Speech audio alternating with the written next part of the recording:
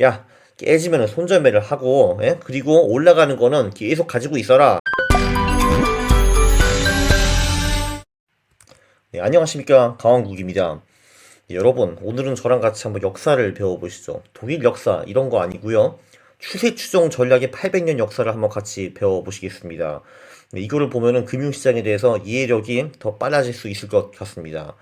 네, 지난번에 제가 어떤 영상에서 217년짜리 백테스트를 하나 해드렸는데요. 그런데 이 그레이저만과 카민스키, 이 자들은 트렌드 Following of Managed Futures라는 책에서 자그마치 그 추세 추정 전략을 800년 동안 백테스트를 했습니다. 정말 놀랍죠?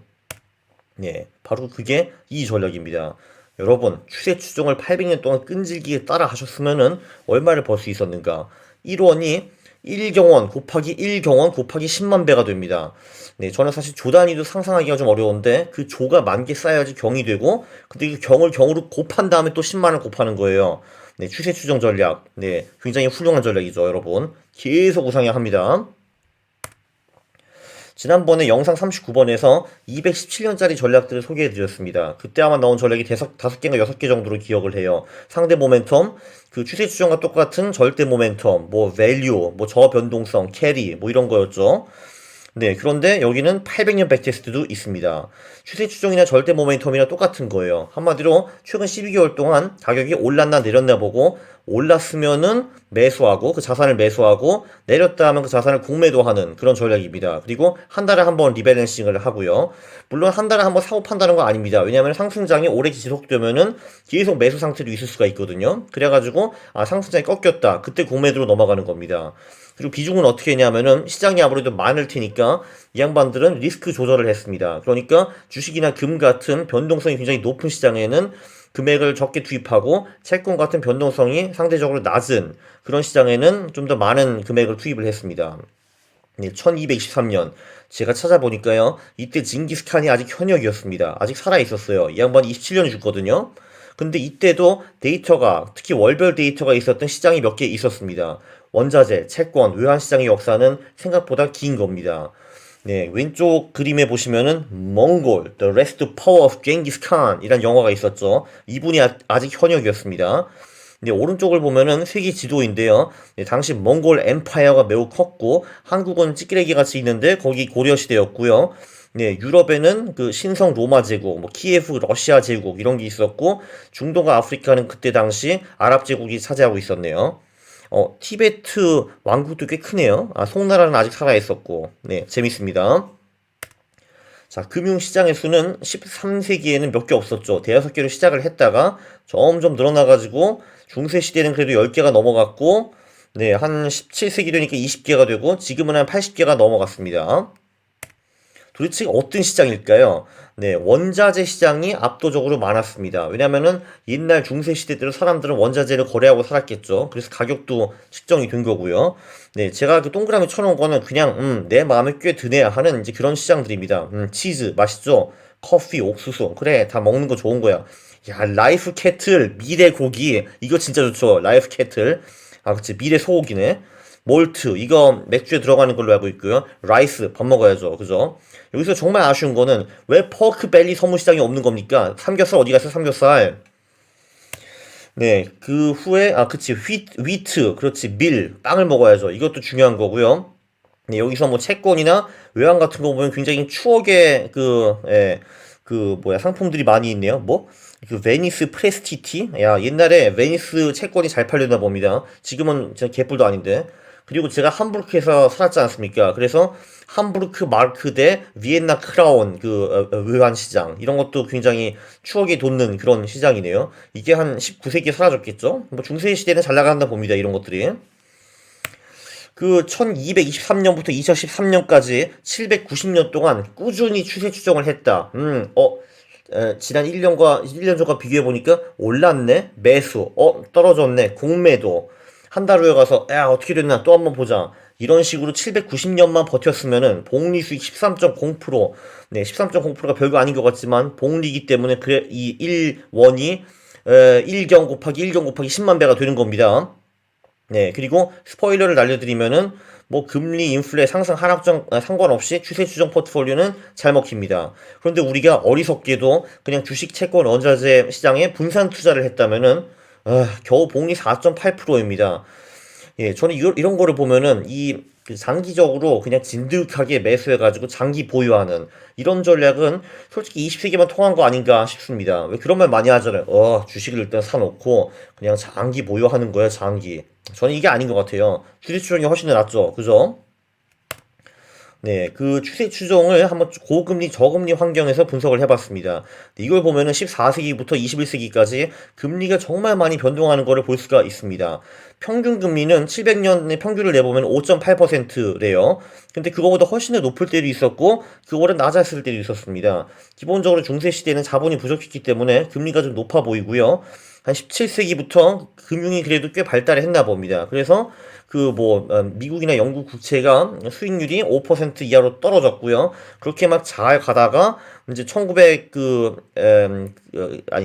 들어와가지고 뭐 세계 전쟁 터지고 근본이 깨지고 해가지고 인플레가 상대적으로 엄청나게 높다가 그게 이제 80년대에 다시 꺼져가지고 저금리 시대로 돌아온 겁니다. 그런데 놀라운 거는 이 추세 추정 전략은 고금리나 저금리나 금리가 오르던 말든 그냥 무난히 잘 나갑니다.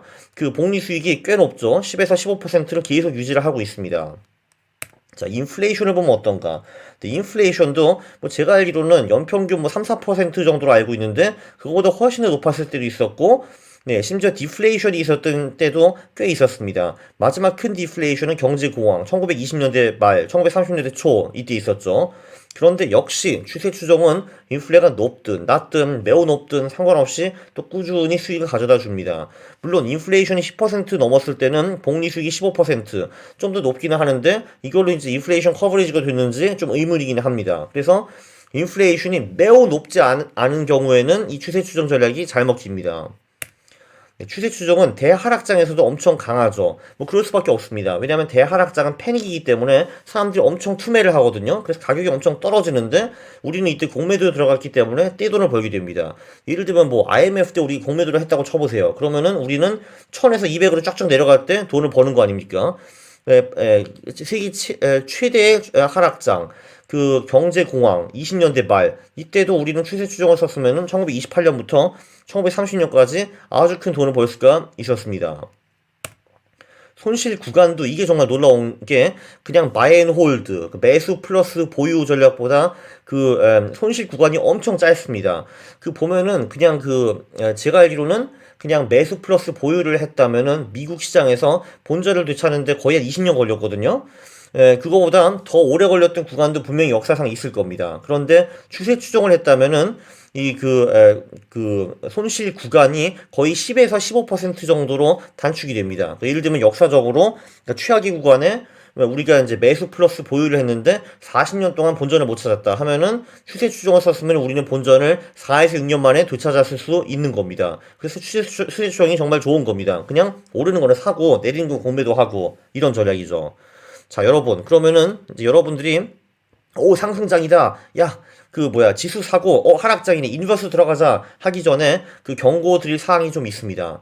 근데 경고 전에 일단 추세 추정, 절대 모멘텀, 시대와 자산군과 동서고금을 넘어선 아름다운 전략입니다.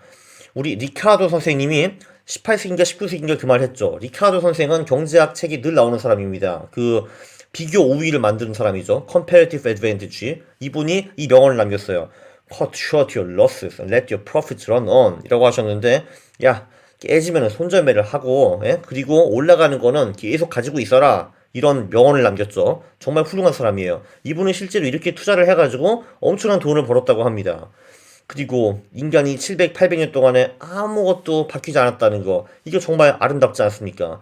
네, 징기스칸 시절. 물론 징기스칸은 그때 주식을 안 했겠지만, 그때 사람이나 지금 사람들이나 똑같습니다. 이 추세 투자를 하면은 계속 꾸준히 돈을 벌 수가 있어요. 자, 그런데 주의할 점. 주식 등 장기 수익이 높은 경우, 그러니까 주식 같은 경우는 가만히 냅둬도 장기적으로 기본적으로 올라가지 않습니까? 이런 자산에서는 공매도는 상당히 위험합니다. 왜냐면은 얘가 이제 50대 50이 아니라 올라갈 확률이 내려갈 확률보다 훨씬 더 높거든요. 그죠?